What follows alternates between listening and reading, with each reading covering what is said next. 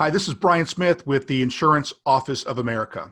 Today I'm being joined by Tim Giuseppe of TD Government Solutions, and he is going to talk today about the knowledge, the planning, and the preparation for DCAA audits. Tim, thanks for joining us today. Thank you. All right, what I mean by knowledge, planning, and preparations, those are three keys to a successful audit. Okay. Knowledge and understanding.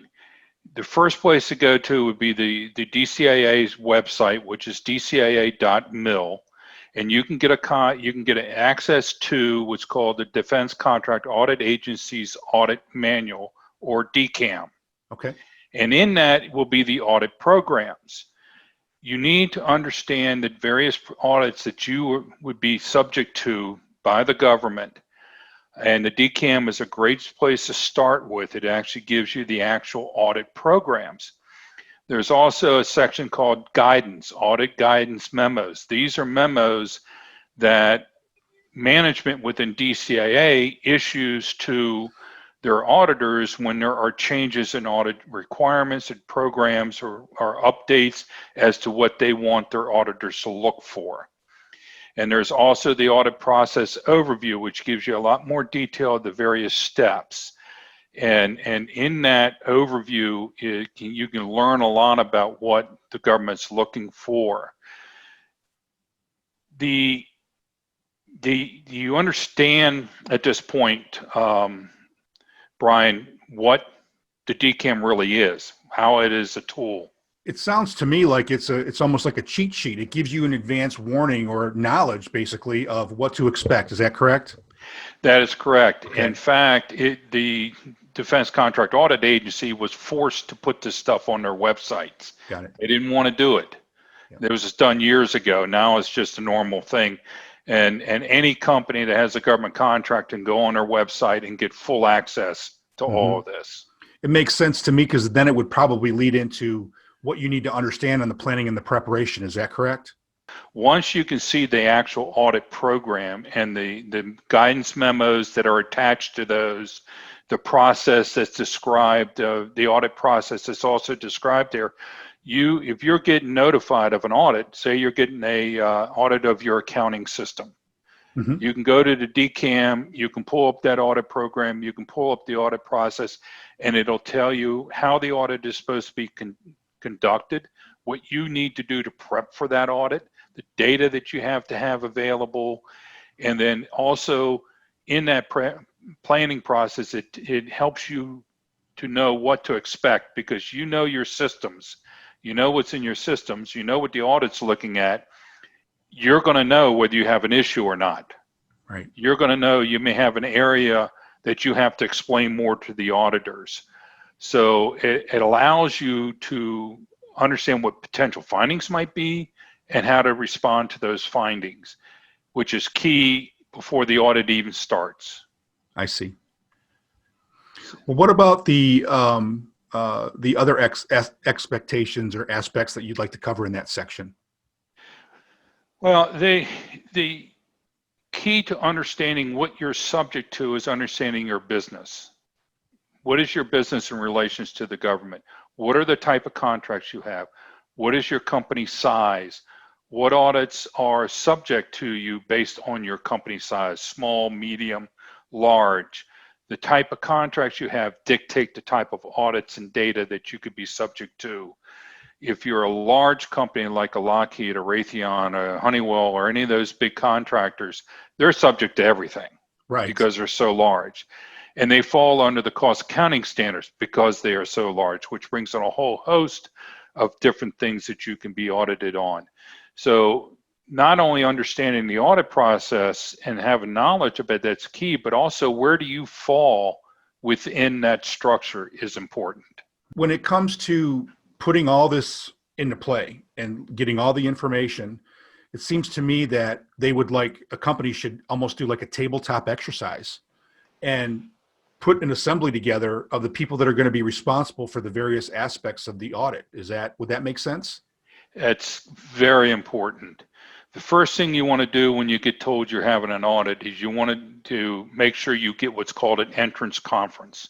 That's where the auditors come in and they tell you what audit they're doing, the audit program they're going to follow, the duration of the audit, the areas they want to look at, and the people they want to talk to. You as a company, you know this audit is coming, you know the type of audit because you looked up the audit program, you know what the process is going to be. You need to identify somebody within your company that's going to be your point of contact or liaison with the auditors.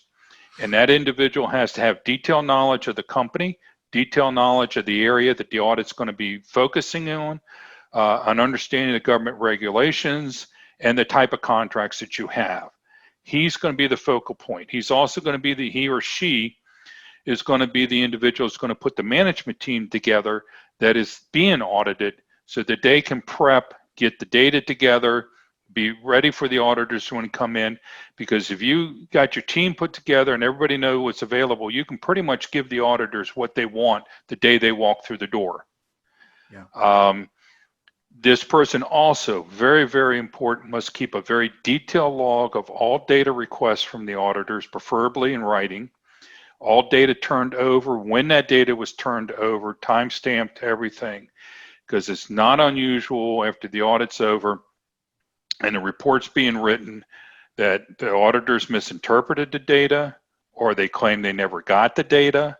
And if you don't have a detailed log, you cannot prove that you were given the data, or you cannot go back and say, hey, you misinterpreted and this is why you misinterpreted. So you always want to be in that position, and that detailed log from that liaison or point of contact is very, very important. One of the big things the auditors will do, they want to interview key people. Mm-hmm.